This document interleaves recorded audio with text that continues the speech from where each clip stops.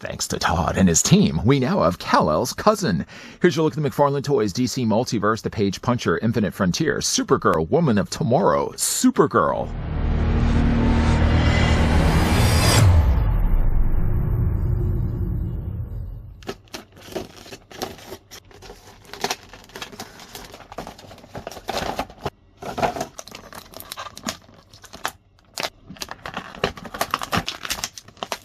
An alien girl seeks out a melancholy directionless Kara Zor-El to help her take revenge on the bad guys that destroyed her world. Now a Kryptonian, a dog, and an angry, heartbroken child head into space on a journey that will shake them to their very core. She has a cape. She has a comic. Before we actually look at both, we're going to take the tape measure. We're going to see how tall the Infinite Frontier Supergirl Woman of Tomorrow actually is. This is a Page Puncher's release that's seemed to have been hard to find as of late. I was lucky enough to find this one on the Facebook selling groups, but I know that people have said for themselves, this one's a hard figure to find, and even when they find them, it's going for some stupid money. Not yet at the crazy prices of what Wonder Woman's going for. For those that have asked if I'm ever going to get around to looking at that Wonder Woman, so far the prices of what I've seen, the lowest that I've seen, it's about $160. I don't want a Wonder Woman that bad. And I'm sure ultimately, though, we're probably going to be getting ourselves a Silver Age release of her. I think I'm just going to wait it out till eventually a better Wonder Woman comes along. Back, though, to Supergirl. The tape measure is going to tell us, so I'm reading this right. She's going to be about 6 3/4 of an inch in height. Oh, I just realized I rhymed. That's going to work out, though, to a figure that's about 16.5 centimeters tall. In a soon-to-be showing you included comic, Supergirl in a lot of the panels is seen along with Krypto, the Superdog. So I did want to bring him in for that. No, he's not actually part of this release. But, though, he was included with the mullet Superman, even though I don't really have him displayed along with that Supes. What Supes I have him displayed, though, with is now the new Silver Age Superman, because I think it works a little bit better. Silver Age Superman is now my ideal look for Superman, and I think Krypto belongs better with him. Now, seeing as we also are looking at a super pet, let's bring in also Streaky. Streaky, yeah, I know, doesn't actually come included with Supergirl either, but it came included, though, instead with Power Girl. Power Girl, still to compare her with all the other figures we've gotten so far, even though she's having a little harder time to stand. She's a little top heavy. Actually, Streaky belonged to her, but you could maybe choose instead to have it displayed now with a smaller Supergirl that obviously fits the colors and the outfit a little bit more closer to Kal-El. I've got a little bit of also space over here, even though we really never get the chance to bring this guy in. I also want to bring in one of Superman's most recognizable baddies. Here's what they also look like with armor-clad Lex Luthor. So wait, you're telling me she doesn't have a dog. She doesn't have a cat. What does Supergirl have instead? Well, first of all, she does have a display stand. Not that the DC logo branded down below is going to be helping much at all. More of the work is going to be done by the neighboring peg that can plug into either one of her boots. I will say, though, that the peg does help quite a lot because the figure does have sort of sensitive ankles. Not sensitive loose, but just sensitive in the sense that you got to balance the figure just right or she's going to take a tumble. So definitely hold on to this and keep it really in the ready. You might want to just keep it nearby. The figure does also come included with a comic. Now, this is Infinite Frontier Supergirl Woman of Tomorrow issue number 1. The new actually working title that we're getting from the Supergirl upcoming movie is in fact the exact same, Supergirl Woman of Tomorrow. So I would imagine it's probably going to be based on the story inside the pages. Being that this is also issue number 1, it doesn't mean that you have to jump in the middle of the story. You can easily start the very beginning and flip through the pages through. Of course, the animation or the drawing style may not appeal to everybody. I kind of like it, though. I really like the way that they've designed her. And, of course, she does also have her sword. Sword is featured down below here. The sword, in fact, is right over there as well. I'm going to only just flip through this quickly, just to kind of give you guys at least an idea. I don't know necessarily if I would have gone with Supergirl Woman of Tomorrow to be kind of the jumping point for the new Supergirl movie, or if, again, that's going to be like the start of many Supergirl movies, or if it's just going to be like a one and we're done. It is, however, though, going to be getting us Jason Momoa's Lobo, finally. I mean, he was a find for an Aquaman, but I think certainly Jason Momoa was born to play Lobo. Anyways, though, the figure does also come included with a trading card. The trading card is, in fact, the exact same one that we get on the front of the cover. So if you like this, and you just don't have the space to put this out, you have a smaller version of that, at least, that you could put inside a trading card sheet. I like, again, the cover. I think the cover works really well. On the back of the card as well, being that this is also a Page Punchers, everything is done in black. Yes, it does come in black. The real name is Kara Zor-El. The paragraph read, I've already taken the liberty of reading it, so it really doesn't feel any need to read this again. Let's just put this off to the side. Of the very limited things that come included with Supergirl, first of all, she does come included with the sword. I know we kind of already talked a little bit about that. The sword, I noticed, is very soft in plastic. You know, on the one end, you kind of have to think to yourself, soft plastic would warp a lot easier. But then on the other end, you kind of have to play devil's advocate. If it was using a harder plastic, it would not be able to do this. It would break. And you certainly don't want it to break. I probably shouldn't have bent it as bad as I did. Anyways, the sword itself does fit into her hands, although it's not really going to be fitting into either one of these hands just yet. Swappable options are available. I like swappable options. So closed fist can easily be done away with altogether for a flight hand, which, as you can see, is right there. She has really long fingers. I couldn't help but notice that. It seems almost as if she's got more than the unnecessary need of... How many knuckles does she have? 1, 2? Does she have 3 knuckles? I don't think that's right. Maybe I'm just looking at that thinking I'm seeing more knuckles. And then the figure also comes included with a gripping hand. To swap out the hands, by the way, you may want to tread cautiously. And the reasoning why I say that is that these pegs... Let me just attach one of them so I can show you what's going on. If you detach one peg... I noticed that the way that these are designed, these are standard pegs, by the way, and they're just basically sandwiched together 2 halves. If you detach the hand, I've noticed a couple of times, the peg easily separates from itself. I'm only going to kind of pry it away a little bit so you guys can hopefully see what I'm talking about. So, you know, it might be best advised to kind of hold it by the peg as you're twisting off the hand. You don't have to really make the noise while you're doing that. So let's take the hand that we want to use. We'll just plug it in place. May also help as well just to kind of twist the hand back and forth until eventually it gets on there. So that's one side. Whoosh. Let's do it on the other side as well. Do we want to do it on both sides, or do we want to keep the closed fist? Closed fist works good too. You know, unless I really had a flight stand, which the figure doesn't have one, I don't think I really see myself ever displaying her with... Okay. We started the journey. We might as well at least finish it. So let's just go ahead. Wiggle it. There we go. That was a lot easier.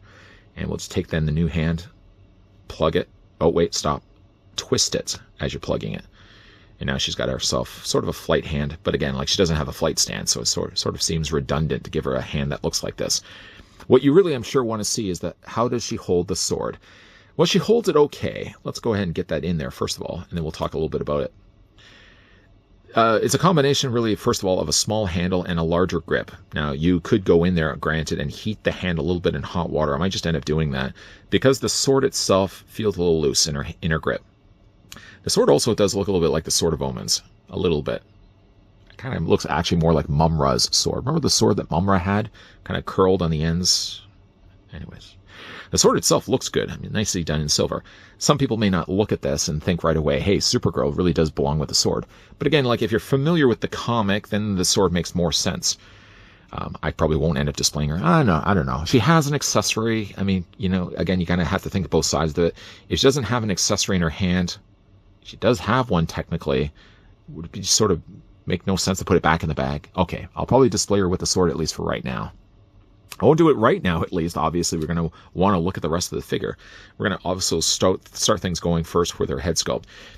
I like her head sculpt, but there's something a little bit jarring about the way they've sculpted her face. With her eyebrows low like this, it actually kind of looks like a guy's come up to her in a bar and tried to pick her up. And she's sort of just kind of looking over at the guy. He's like, excuse me.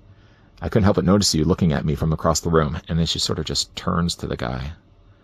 Kind of like that, what did you just say? And if you don't know anything about Supergirl, you probably may want to back up just a bit and just leave the bar altogether, because bad things are going to be coming your way. I like the head sculpt. I will say, though, like the sterner expression on her face, I think probably could have worked better if they give her just not as angry of an eyebrow. Because you have to think, really, if the eyebrows are sort of dictating the emotion that this figure's face has right now, if we had only just relaxed the eyebrows, made instead those lightning bolts into happy little rainbow shapes instead, I think probably the face wouldn't look as so serious as it does right now. I do like the face. I don't know if I like how stern and angry she actually looks. One thing I certainly will say I like is the coloring that they did for the hair. I like that they've given it curls, and I like that each of the individual curls have, first of all, a darker brown paint added in there, and then they've only brushed the tip gently. Bob Ross gently just added a little bit of blonde to the ends of it as well. It gives her that layered look, and it works really well for the character. I would imagine like the suit is probably going to stay somewhat similar when we get the live action version of Supergirl. She's going to have what I see, from what I've seen at least, she's going to still have the skirting and a classic, I wouldn't even say classic. I mean, she's going to have somewhat the similar looking Superman outfit as what we've already gotten with the Superman film. So it's going to have, again, like a very simplified Superman logo. It's not certainly going to look like this at all. But if you like the look of Silver Age Superman, now I'm dropping things all around me. If you like the look of this Superman, the emblem's going to be very similar. In fact, actually, kind of to look at the colors alone, the blues are very much identical. I don't know if I would say like the reds are pretty close. Like if you look at the boots down below, she seems to have a little bit more orange to her red, a little more of a ketchup red. But both of them do certainly benefit from the fact that if you look at the back of the figure's bodies, not only are there emblems on the backs of the capes, but the capes are also fabric. So of course that does mean also. Interesting though that they chose to put a wire on the bottom of the cape. Superman hasn't had that, and most of the time, maybe it's actually even just more the females that seem to be getting them, wires tend to only really be on the sides. Very few times we've actually seen ourselves wires along the bottom, and maybe it is one of those things that female figures tend to have that more than the male figures. I would have really preferred more if they've just put the wire on either side and just left the bottom down below just to have a natural drape. By adding a wire down below here, it sort of bogs the cape down. I feel like also maybe like the cape is a little too long. To look at back in the source material, I guess it does sort of change too, because if again you look at the comic, it would almost even suggest the idea by at least the way they've drawn it, that cape drags along the bottom. And really that's not the way that Supergirl's cape should really be. Some things that they have though missed is they haven't painted the ends of her feet. So like actually in the comic she has more gold on the end, but they just kind of left that off. I mean, it's not a deal breaker at all. I do like that they've added the gold near the top. The gold isn't really quite the same color as her belt, which is a bit of a jarring thing. But overall, though, like the sculpting of the cape and the overall execution of the costume looks really good on the figure. And of course, again, like she does have the wire built into the cape. For the figure's articulation, going back to Supergirl's head sculpt, which again, like she just seems so annoyed with the situation right now. I've had similar circumstances, not going into a bar and trying to pick up somebody where I had this look shot over at me. But I've had sometimes a similar look like that on my face, although my curls aren't as long as hers. For the figure's articulation, yeah, Supergirl's head is going to rotate back and forth. Struggling you may actually have just because, again, like there's so much curls on the one side of her face that when you do rotate it, you feel like you turn it and then it sort of just drops down, especially when you turn it this way. So there's a little bit of also struggle just because, again, like there's so much sculpting on either side of her hair. Head can only look up about that high. I mean, it's one of those cases, obviously, if you blinked and you may have just missed it.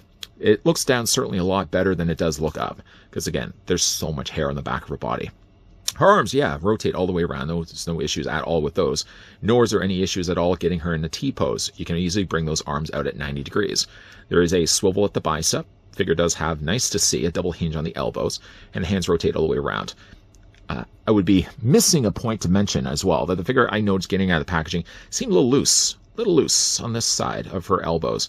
This other elbow isn't bad at all. I mean, I can easily get a very strong bend in hers, but on the other side, though, I couldn't help but notice, getting her out of the package, not that it's loose, not like it's going to start to drop on me. If anything, at least she's going to only hold the sword on one side anyways, so this is the side that really is the more important side to have stiff joints. But it's a bit of a bummer to find the figure getting out of the packaging is already loose like this. She has upper torso ball joint. Yeah. And the figure does also have the ball joint down below at the base of her abdomen. The legs still split, and even though she does have the skirting, you would kind of think that that's going to get in the way. The skirting, there is at least enough clearance on both sides that splitting the legs doesn't seem to be as much of an issue. There is a swivel, a little bit of swivel at the top of the thigh, not much though. The figure does have a double hinge on the knee. You know, again, pointing out a few things there too. While the colors are consistent, the blues match nicely. I mean, the joints don't look offsetting at all. One thing about the knees, unfortunately, though, is that the boots, the main boot, obviously is a lighter red. Unfortunately, though, they chose a plastic for the pegs, at least for the knee joints. It's a different, darker red, and unfortunately it does stand out when you see it from the top. While you see the red on either side, it clearly isn't the same color as the knee in the middle. Well, anyways, though, she does have a double hinge in the knee, ankle pivot back and forth. Again, you got darker ankle pegs. Oh, I wish they were a lighter color. Ankle pivot up and down, ankle rocker back and forth, and yeah, Supergirl does also have toe articulation as well. One of those figures that I know a lot of people have had a hard time to find. Luckily, again, like you may even want to, instead of like going to places where you would normally think to find a Supergirl, your online sites, for example, that normally sell action figures, even eBay, all might be places where I would imagine probably like if you're buying this, say, for example, from an online toy site, those probably were already sold out. Next option probably would be like, let's check eBay. Let's check eBay. Don't check eBay, whatever you do, because that's where you're going to start to see the higher prices of Supergirl. Check, though, instead, if you have the options available, go to places like the Facebook selling groups. A lot of times, again, you can kind of find good figures at decent deals, unless, of course, you're finding yourself sellers that just knock the prices up, knowing how hard it is to find figures like this. Supergirl, in the end, I think I ended up scoring for about $50, which may seem high for some, but when you consider, though, the prices of what she's going for in the aftermarket, a $50 figure, especially as good as Supergirl here, isn't that bad at all. For the casting of Supergirl Woman of Tomorrow, they've decided to go with young actress Millie Alcock. I'm not familiar with many of her works. Probably the thing I recognize her the most is House of the Dragon. I think she was good in House of the Dragon. I know some people sort of looked at Millie and thought, I don't know, that's a bit of an odd casting. I think she works well for a Supergirl. My only really concern that I have is, can she fill in the Kryptonian suit? Not that she's super muscular, she doesn't have to be like a Wonder Woman, but I would hope that she's able to fill in the suit and make it look like she fits the part rather well. Speaking of fitting the part rather well, I think this is really one of the better looking Supergirls. Now, when you think about it, like, how many Supergirls have we really ever gotten? There's one from The Flash, which was not my ideal look for the character. If you want to cast a perfect Supergirl and really get that definitive look down, I like the blonde curls myself. The brunette Supergirl, some may like that. I wasn't a big fan of it myself because I know they were really trying to get a casting where she looked like she could be related to Henry Cavill's Superman. I think on the contrast to that, Supergirl really always for me was always a blonde-clad character with a skirt and a Superman emblem on the front. And like, this figure checks off all those boxes really well. It also benefits, again, from having a fabric cape. The fabric cape has a wire that runs on the sides and on the bottom. So I know some people don't really like the wire running on the bottom. It seems more like female figures have that and male figures don't. It might just be also the way that they want a natural drape on male figures. With female figures, especially ones with having shorter capes like this, it gives you then a chance to kind of go in there and manipulate the cape. So it really can get some cool dynamic poses going. The only one thing I don't think I like on this figure is the fact that she does come included with a karate chopping hand. I know that's not really the hand and what it's intended for. It's really intended to be in a flight pose. But then if you don't give the figure a flight stand, it seems really out of place to give her a hand for that. I mean, obviously, I have to kind of think of as a first-time collector. As a long-time collector, I can easily go to my box of flight stands. I think I may have even written on the box, flight stands. I can go to that, and I can grab a flight stand easily. But for a first-time collector that's never picked up a DC Multiverse figure before, getting now a flight hand probably makes no sense at all, when I think a relaxed hand would have worked just as well. As for her accessories, outside of a display stand, of course the comic, and the trading card, she has the option available of swappable hands. I know we already kind of talked about that, and the sword. Some may look at the sword and think that's a bit an out-of-place accessory, but if you're familiar, though, with the comic, the sword makes perfect sense. Have you guys had the chance to find Supergirl? Let me know down below in the comment section. This is one of those cases, too, I think, where Two-Face, maybe Two-Face wasn't. Supergirl, I heard, was one of those victims of the, I think there was a truck break-in or something happened to a truck of stock, and because of that, Supergirl's become a little harder and scarcer to find. If that is the case, expect the prices of her to start to go up as she becomes a little harder to find. I didn't have too hard of a time to find her. I went on the Facebook selling group, and sure enough, there was somebody selling her for around $50. I jumped at that right away because I thought, okay, if I wait any longer, the prices of a Kara Zor-El is going to skyrocket a little bit more. Have you guys, though, had a chance to find this one? Let me know down below in the comment section. And overall, like, what do you guys think of Supergirl? And do you like the idea of Millie Alcock playing the role in the feature film? If you guys did also enjoy this video, you can do it a solid and throw it a like. You guys want to stick around for more so? Yeah, I hope so. Hit that subscribe, turn on that bell, and of course come back. As always, thanks for watching. See you guys next time.